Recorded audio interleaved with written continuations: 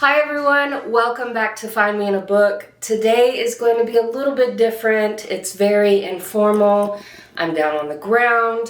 I don't have my audio set up, so hopefully the sound is okay. I'm gonna be real. I didn't really want to do an episode this week. If you've been around for a while, you know that, well, you can hear little clumps. You know that we have two dogs. One of them looks like a big bear. He is an Australian Shepherd. He passed this past weekend. We've had him for 10 years. And so it's been really heartbreaking.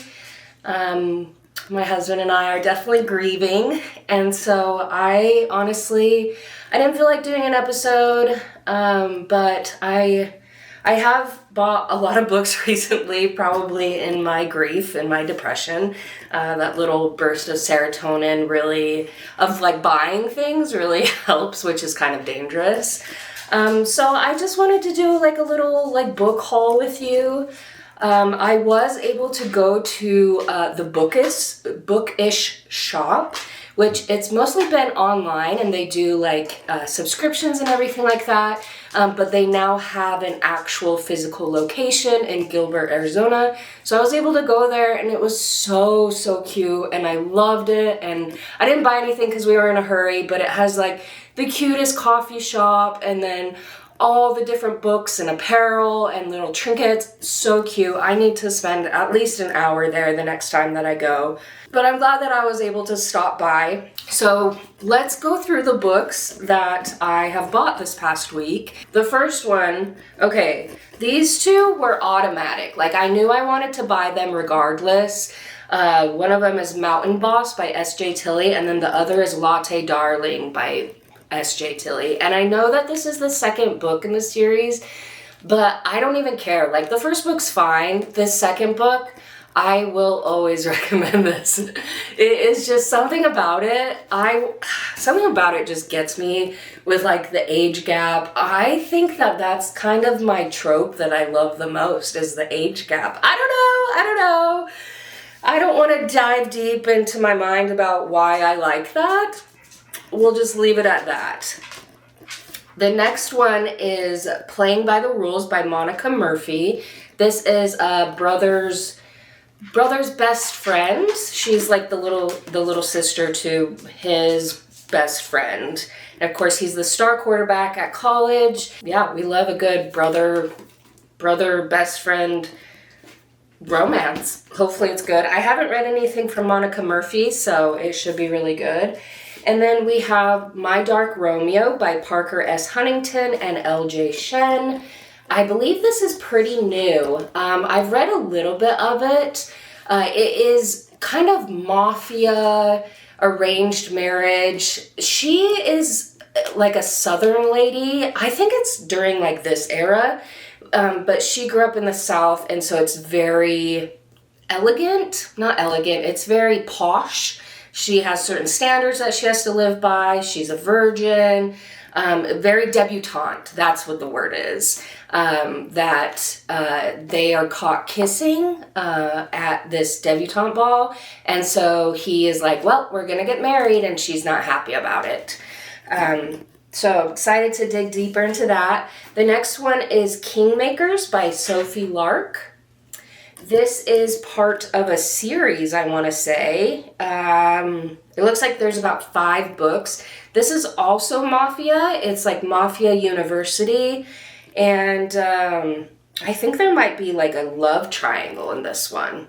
But it's super fun. I like the blue edges. And I don't think I've read anything from Sophie Lark, but I know that she has wrote a lot of books. So I'm excited to dive into that. The next one is Left of Forever by Tarah Dewitt. And this is in kind of with Savor It, her first novel. They are set in the same town. I don't know if they know each other. I haven't read this one in a while, but this one sounds really interesting.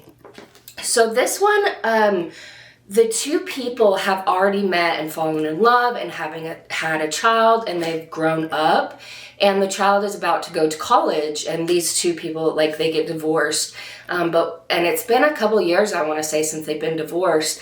So when they take their son to college, the husband or the ex-husband, he's like, hey, let's go on this road trip. And then they like rekindle their love and everything. So I'm kind of nervous about it because I'm not a big fan of like them already having a relationship or married. Like I don't love second chance romances, so I'm not sure about this. But Hannah Bonham Young proved me wrong too with her latest one. She proved me wrong that you could do a married couple, so I'm really hoping that Tarah does it really well in this. So I'm excited to read about that. The next one, I finally bought it.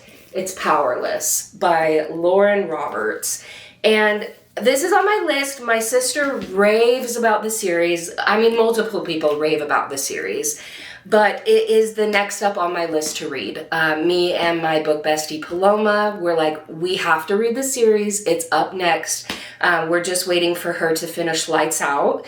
And then we're going to start on Powerless. So I'm really excited to talk about it. I will do episodes about it. So if you haven't read it or don't want to read it and you've just been kind of waiting, wait a little bit longer because I'll read it for you and I'll tell you about it.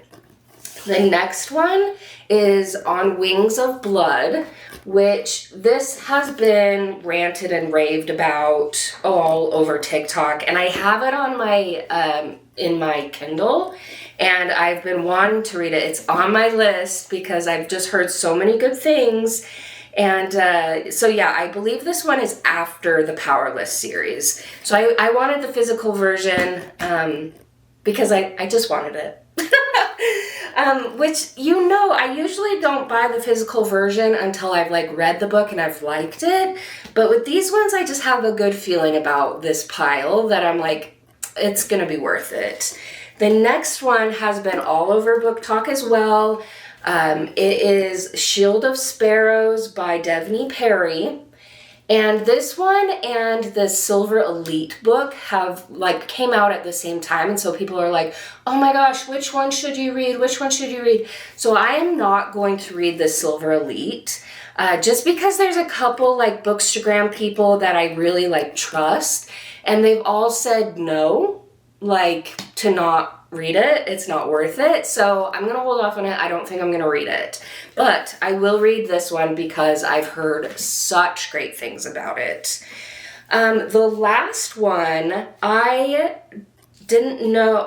I saw that it was on sale on Amazon, and that's why I bought it. Because I've already bought it on Kindle, and I almost bought it at the Bookish shop.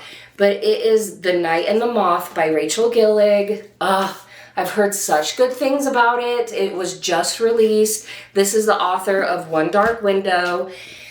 And I've just heard great things about it. And I was like, okay, I have to buy it. So I did.